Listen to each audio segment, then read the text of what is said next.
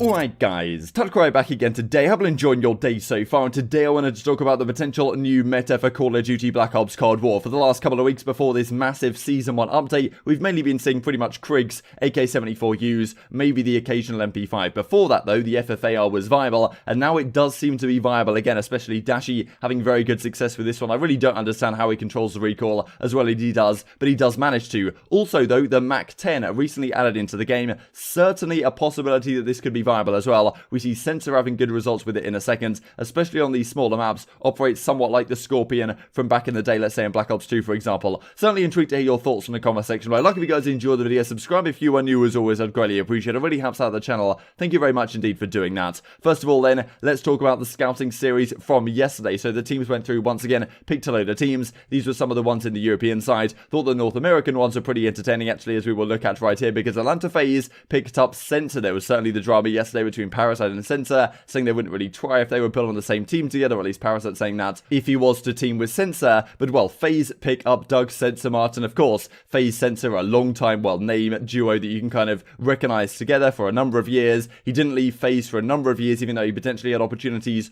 on the playing side just because he didn't really want to leave the brand, and who can necessarily blame him? But here he does get that opportunity back in the, well, not the starting team of course, but yeah, playing for them in the scouting grounds, gets picked onto this squad, playing with Perform, Infamous and Cruz. And there's certainly some other big names here as well. I mean, Brat getting picked up finally, Phantoms as well. We'll have to see how this develops over the next couple of days before the scouting series does conclude. But Sensor was playing with Atlanta FaZe, pretty entertaining stuff, as he says right here. FaZe Sensor is back, NA scouting series, drafted by FaZe with the number 2 pick. I love how he even says the pick number as well, just for added effect, and was streaming with these guys yesterday, and well, I had a nice couple of clips right here. Sleeveless FaZe Sensor with the flawless hardpoint breakup. I'll probably play one of these clips right at the end of the video, but here on Garrison Hardpoint, doing pretty well with the 74u in hand, but not just the 74 is being used. You can see in the kill feed, a lot of 74us, of course, still definitely the go-to SMG in this game right now, and well, Sensor putting in absolute work with it, with this lovely little camo on this weapon as well. So yeah, putting in an absolute clinic on the scouting series as well, in front of Easy Mac, I suppose, and the coaching staff that are watching this from the FaZe side, and well, potentially getting picked up, and as you can see right here, picks up an FFAR. That is certainly one of the weapons which may be viable going forwards, and people are certainly having great success with. We did look with the FFAR yesterday about how the recoil has been reduced to some degree. It now goes slightly less side to side, and you can see the Sensor can do a pretty decent job of controlling the recoil on this one. It's definitely possible to do so if you get used to it, but yeah, maybe not as well, not as good as it was when the game did first come out, but certainly still viable given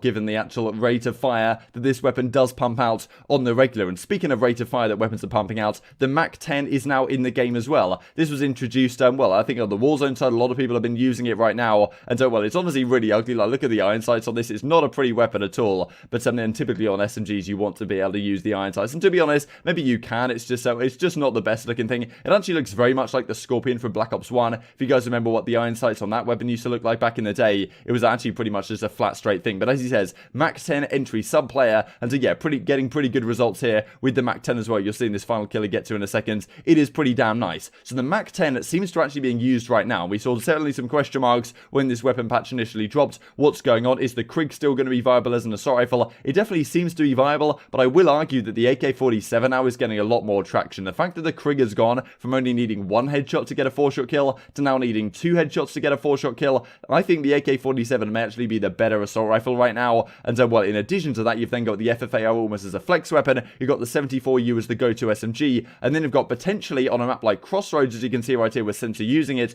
could be the Mac-10 is actually a viable weapon. In these kind of close-range combat situations, the MP5 a lot of pros were using for a time, and well, Sensor having good results here with the Mac-10. So there's a number of weapons right now which could be viable in competitive play. We're yet to really see exactly what this means for the meta, as it may take a couple of weeks to quite solidify what's going to happen right here. But as Nameless says in this one, he is talking about Warzone here, but as he says, like, Mac-10 only viable SMG certainly also seems to be viable potentially in competitive play. And as Modern Warzone says, of course, this isn't the Warzone side, but just comparing it really to the MB5, this I believe is in terms of time to kill right here at different ranges, and the Mac-10 actually, well, does have a better job with it if you can hit the shot. It's a bit ugly to control. The recoil definitely needs some managing, but well, pro players especially are very good at managing recoil. So if they can get to the point where the FFAR and the Mac-10 are both being managed in a very successful way, these weapons could be the new meta in this game, especially on some of these smaller, more close range maps. But the AK-47 certainly getting a lot of love lately, and well, certainly intrigued to hear your thoughts in the comment section below, what you guys have been using, what might be viable from now going forwards. Dashy says, look, best FFAR gameplay worldwide, was using it on Raid Hardpoint last night with great success. A lot of those ranges on that map are very much, well, comfortable for an FFAR, and, well, certainly seems to be right up there with the AK-47, and hopefully we do get a very nice meta now, where we have a main AR, which is maybe a Krieger and AK-47, FFAR as a Flex, AK74u as the Slayer SMG, and then even a Mac-10 on some maps, maybe like 2 AK-74s on some maps, as Sensor was using it on Garrison, but on other maps, as he says, Mac-10 entry SMG is potentially a role, especially on Crossroads, where a lot of the engagements are very close range indeed. We get this as well, so Alexander says this was like the first day of the meta, but we saw the New York Subliners were scrimming up against the Seattle Surge. Clayster was even using the XM4. A few people have been using this against me in game battles and stuff like that.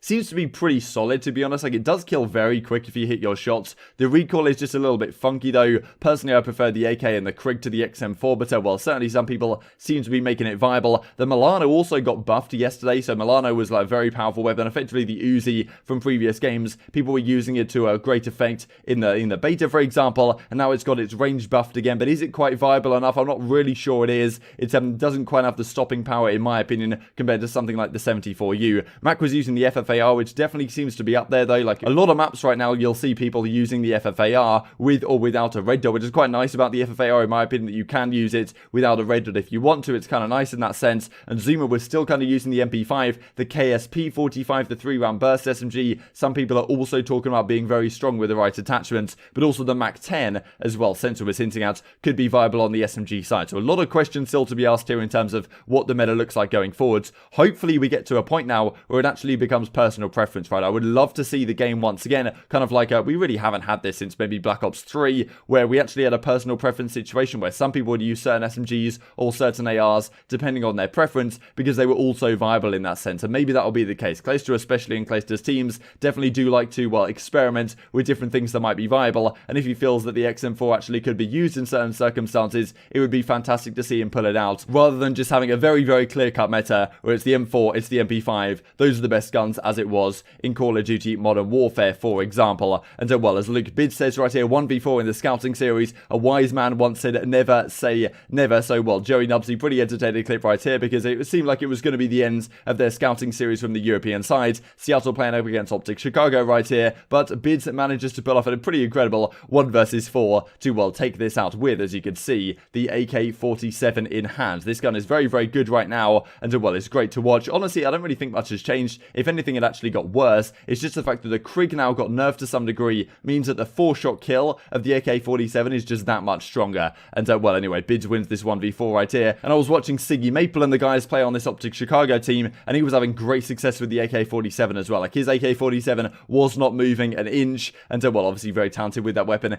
as well, but well, certainly I think probably the most viable main assault rifle in the game right now. The FFAR right up there as well in terms of that second AR role. So I certainly think there's a lot of opportunity here for these weapons to be very good indeed. And as you can see, these were some scrims yesterday. You guys like it when I talk about scrim results, I think. And I think OpTic were hosting this one yesterday against the Dallas Empire. They had a great result in the scrim series. I think like the Dallas Empire were hosting like the previous scrims that they played, and Dallas kind of had their way with them. So kind of very much back and forth depending on who was hosting. But this was on Raid Hardpoint, as you can see here, and Dashy using the FFAR here in Kitchen, dropping a fair bit of damage as well. So yeah, certainly something very exciting to see. Raid back in business, but also many different weapons being viable in the game. It's awesome to see. Intrigued to hear your thoughts in the comment section on which weapons you've been preferring, what you think might be viable going forwards. Just to finish off with this, because a few people are pointing this out to me, the fact that there's, well, supposedly a cheater down in the APAC region. Watch out for this dude in Wages. Never accused anyone of cheating yet, but this is fishy to say the least. No way we got cheaters here as well, bro. He's 100% cheating, not even a question.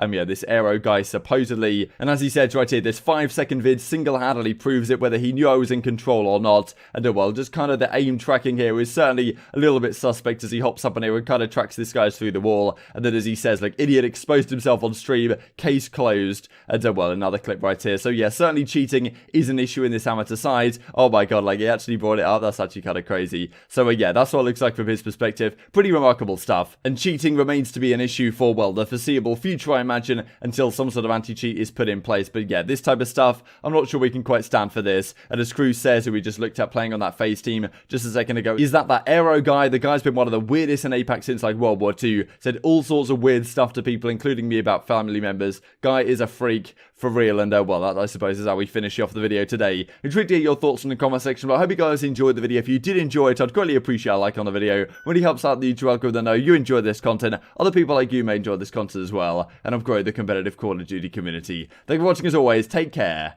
and I will see you next time. Fire week 2. You could be mid-alley. Yeah, I'm gonna lay peek top.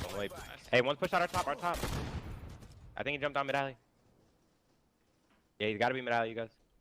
Got you. Yeah, he went clip. Yeah, he was on clip or some shit. Look your top. Nice, another shot, top cat, another top cat. Top, dead. Over to Ville. Another one top, fire. Left side top. Back right in you, nice. Fire's top, far.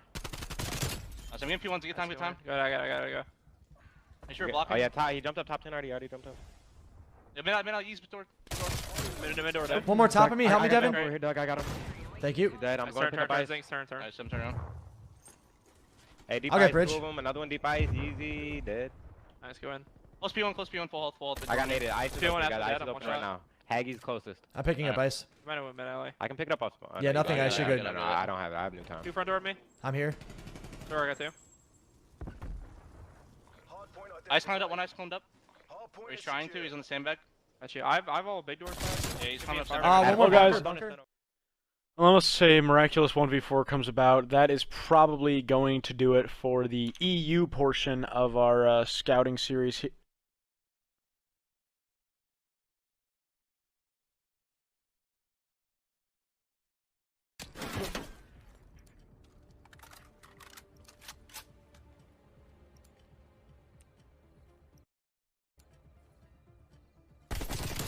Oh my god. Alright, so backtracking, that is not actually the end of our EU scouting series just yet. We actually have a couple